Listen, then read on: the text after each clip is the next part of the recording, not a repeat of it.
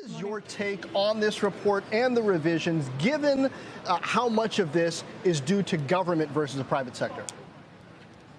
In my book, this was a decent report. I think given where we are in the business cycle, I think this reinforces the idea that we are slowing, but we are still growing. So I was quite satisfied with the details, especially with the hours numbers.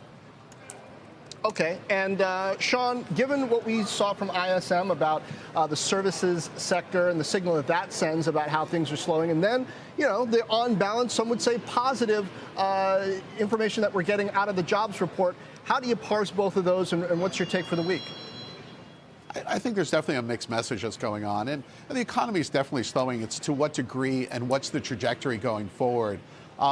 Markets are trying to wrestle with that. You look at the bond market, it went down and then rallied back. You look at equities, there's an underlying bid that's there. So I think financial assets are looking through this and saying, okay, the Fed is going to be there to ease and ease aggressively, which I'm not so sure they're going to ease as much as the market is building in right now. But for now, you're seeing the market rallying in anticipation of the Fed easing.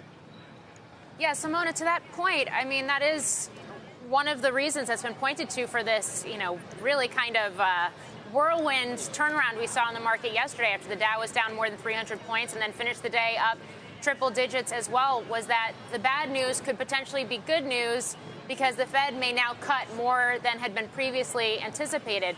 Do you think that's actually the case, especially after this jobs number today? I think there is certainly an element of that. I think whether it's true or wishful thinking, it remains to be seen. To me, given that the Fed has already cut twice, and given the combination of numbers that we've received this week, and especially the labor market, which still is very strong, I don't see urgency for the Fed to move again. We'll see what signals we get from speeches and from commentary from Chair Powell and others.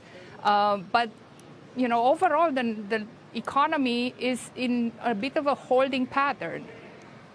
So, Shawn, it doesn't appear to be precipitously declining. Right.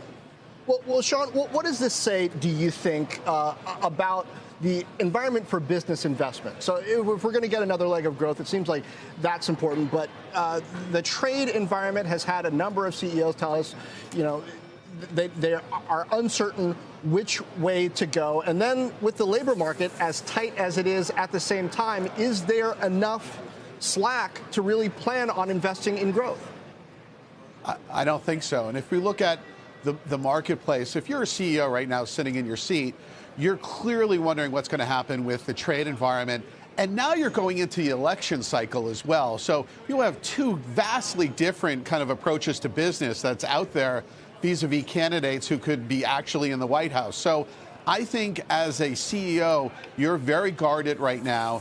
You do have the problem where there's a labor shortage, especially in some key areas.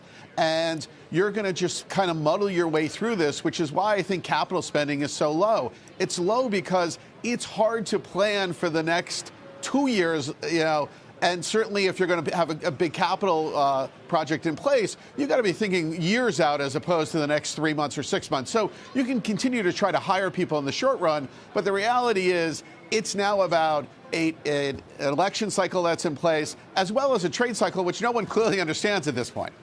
It's a really good point, Simona. I mean, we've been asking all morning long, what's the difference between the CapEx slowdown and the lack of a hiring slowdown? Should viewers think of it as a CapEx as a multi-year commitment? Once you're in for a long part of the cycle, whereas workers you can hire and fire on a much shorter term basis? Absolutely, that is part of that. But there is a silver lining in this dichotomy as well. CapEx is a much smaller part of the economy, whereas consumer spending is the bigger part. So I think what you are talking here is this idea of how much upside can you get from CapEx. I agree, none at this point, given these uncertainties. But not having the upside is not the same as being very vulnerable to the downside. And I think that's where the labor market and consumer spending really play a role, because it helps stabilize.